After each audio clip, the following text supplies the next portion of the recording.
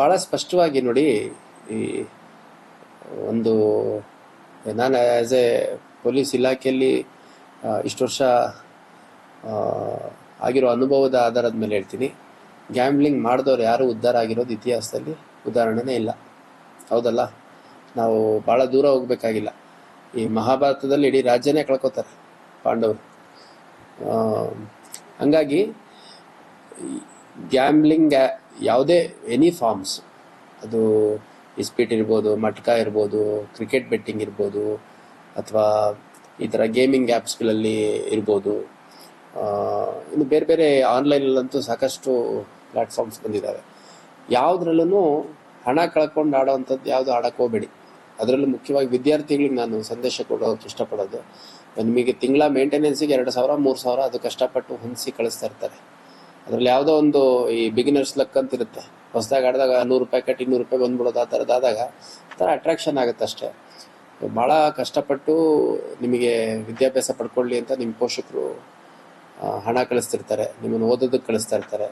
ಭಾಳಷ್ಟು ಜನ back home ನೋಡಿದಂಥ ಸಂದರ್ಭದಲ್ಲಿ ಭಾಳ ಕೆಟ್ಟ ಪರಿಸ್ಥಿತಿ ಇದ್ದರೂ ಆ ಪರಿಸ್ಥಿತಿ ಮಕ್ಕಳ ಮೇಲೆ ಬರಬಾರ್ದು ಅನ್ನೋ ಕಾರಣಕ್ಕೆ ತಮ್ಮೆಲ್ಲ ಶ್ರಮ ಹಾಕ್ಬಿಟ್ಟು ಅಟ್ಲೀಸ್ಟ್ ನಾವಾದರೂ ಹಿಂಗಿದ್ದೀವಿ, ಮಕ್ಕಳಾದರೂ ಉದ್ಧಾರ ಆಗಲಿ ಅಂತ ಕಳಿಸ್ತಿರ್ತಾರೆ.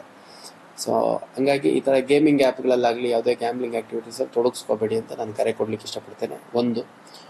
ಎರಡನೇದು, ಅದನ್ನು ಮೀರಿನು ಯಾವಾಗಾದರೂ ಈ ಥರ ಸೋತಂಥ ಸಂದರ್ಭದಲ್ಲಿ ಅಥವಾ ಹಣ ಕಳ್ಕೊಂಡಂಥ ಸಂದರ್ಭದಲ್ಲಿ ಅಕಸ್ಮಾತ್ ಏನಾದರೂ ತುಂಬ ದುರಂತಮಯ ಅಂತ್ಯ ನೀವು ಕಾಣೋ ಆಲೋಚನೆಗಳೇನಾದರೂ ಮಾಡಿದರೆ ದಯವಿಟ್ಟು ಅಂತ ಮಾಡಬೇಡಿ. ಸಾವು ಯಾವುದಕ್ಕೂ ಕೊನೆ ಅಲ್ಲ, ನಮ್ದಲ್ಲ ಜೀವ, ನಾವು ಪಡ್ಕೊಂಬಂದಿರೋದು. ನಮಗೆ ನಮ್ಮ ತಂದೆ ತಾಯಿಗಳು ದೇವ್ರು ಕೊಟ್ಟಿರುವಂಥ ಒಂದು ಭಿಕ್ಷೆ ಇದು ಜೀವ ಅನ್ನುವಂಥದ್ದು. ನಮಗೆ ಯಾವುದೇ ಕಾರಣಕ್ಕೂ ಅದನ್ನು ತಕ್ಕೊಳ್ಳೋಂಥ ಹಕ್ಕಿಲ್ಲ. ಎಂಥ ಸಮಸ್ಯೆ ಇದ್ರೂ ಅದಕ್ಕೆ ಪರಿಹಾರ ಇರುತ್ತೆ. ಹಾಗಾಗಿ ಯಾವುದೇ ಕಾರಣಕ್ಕೂ ಆ ಥರ ದುಸ್ಸಾಹಸಕ್ಕೆ, ಆ ಥರ ದುರಂತ ಅಂತ್ಯಕ್ಕೆ ಕೈ ಹಾಕಬೇಡಿ ಅಂತ ನಾನು ಮನವಿ ಮಾಡಲಿಕ್ಕೆ ಇಷ್ಟಪಡ್ತೇನೆ. ಅದ್ರ ಜೊತೆಗೆ ಭಾಳಷ್ಟು ಜನ ನಾನು ಹೇಳೋದಾದರೆ ಸಾಲ ಮಾಡ್ಕೊಂಡಿದ್ದೀನಿ ಅಂತ ಸೂಸೈಡ್ ಮಾಡ್ಕೊಳೋದು, ಅಥವಾ ಸಾಲಗಾರರು ಬಂದು ಮನೆ ಹತ್ರ ಕೇಳಿದ್ರು ಅಂತ ಸೂಸೈಡ್ ಮಾಡ್ಕೊಳೋದು, ಅಥವಾ ಲವ್ ಫೇಲ್ಯೂರ್ ಆಯಿತು ಅಂತ ಸೂಸೈಡ್ ಮಾಡ್ಕೊಳೋದು, ಇವು ಯಾವುದು ಮಾಡಬೇಡಿ. ಯಾಕಂದರೆ ಇದು ಲೈಫ್ ಭಾಳ ದೊಡ್ಡದಿದೆ. ಅಂದರೆ 60-70 ವರ್ಷ ಕನಿಷ್ಠ ಬದುಕಬೇಕಾಗಿದೆ. ಇದರಲ್ಲೆಲ್ಲ these are all part of life ಅಷ್ಟೇ. ಒಂದು ನೀವು ಓದೋದು, ಯಾವುದೋ ಒಂದು ಸೀಟ್ ತೊಗೊಳೋವಂಥದ್ದು, ಯಾರನ್ನ ಲವ್ ಮಾಡೋವಂಥದ್ದು, ಅಥವಾ ಸಾಲ ಮಾಡೋದು, ದುಡಿಮೆ ಮಾಡೋದು, ಇದೆಲ್ಲ these are all going to be small parts of life. This is not the life in it self.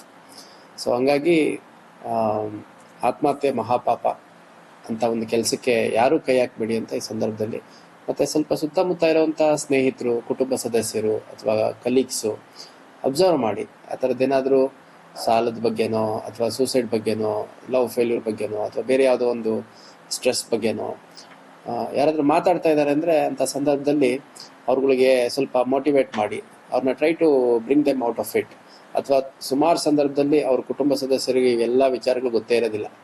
ಈಗ ನೋಡಿ, ತಂದೆ ಇಲ್ಲ ಅಂತೇನೋ ಗೊತ್ತಾಯ್ತು ನನಗೆ, ಆ ಹುಡುಗನಿಗೆ ಇಂಜಿನಿಯರಿಂಗ್ ಮಾಡ್ತಾ ಇದ್ದಾನೆ, ತಾಯಿ ಒಬ್ಬರೇ, ಅದು ಕಷ್ಟಪಟ್ಟು ದುಡಿದು ಓದಿಸ್ತಾ ಇರೋದು. ಇನ್ನೊಂದು ವರ್ಷ ಓದಿದ್ರೆ ಇಂಜಿನಿಯರ್ ಆಗ್ತಿದ್ದ, ಕನಿಷ್ಠ 15-20 ಸಾವಿರ 30 ಸಾವಿರ ಸಂಬಳ ತಗೊತಿದ್ದ. ಆ ತಾಯಿ ಇಟ್ಕೊಂಡು ಅವ್ರ ಕುಟುಂಬಕ್ಕೆ ಆಸರೆಯಾಗಿ ನಿಲ್ಬೋದಿತ್ತು. ಇವತ್ತು ಅವನೇ ಸತ್ತ ಅಂತಂದ್ರೆ ಇನ್ನು ಯಾವ ಉದ್ದೇಶ ಇಟ್ಕೊಂಡು ತಾಯಿ ಬದುಕ್ತಾಳೋ ಗೊತ್ತಿಲ್ಲ. ಸೊ ಹಂಗಾಗಿ ಒಂದು ಸ್ವಲ್ಪ ಯೋಚನೆ ಮಾಡಿ, ನಿಮ್ಮ ಡಿಪೆಂಡೆಂಟ್ಸ್ ಯಾರಿದ್ದಾರೆ, ನಿಮ್ಮ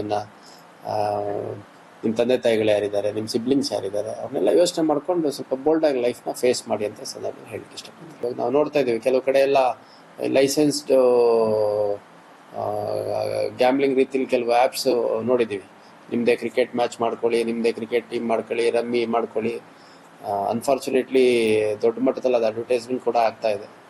ಸೊ ಹಂಗಾಗಿ ಯುವ ಸಮೂಹಕ್ಕೆ ಇವಾಗ ಭಾಳ ಅನುಕೂಲ, ಕರೋಡ ಇರೋವಂಥವ್ರು ಏನೋ ಒಂದು 50,000 ಲಕ್ಷ ಕಳ್ಕೊಂಡ್ರೆ ಅವ್ರಿಗೇನು ವ್ಯತ್ಯಾಸ ಆಗಂಗಿಲ್ಲ. ಬಟ್ ಭಾಳ ಚಿಕ್ಕ ಹಣದ ಮೂಲಗಳಿರೋವಂಥವ್ರು ಹಣ ಕಳ್ಕೊಳ್ತಿರುವಂಥದ್ದು ಬೇಸರದ ವಿಚಾರ.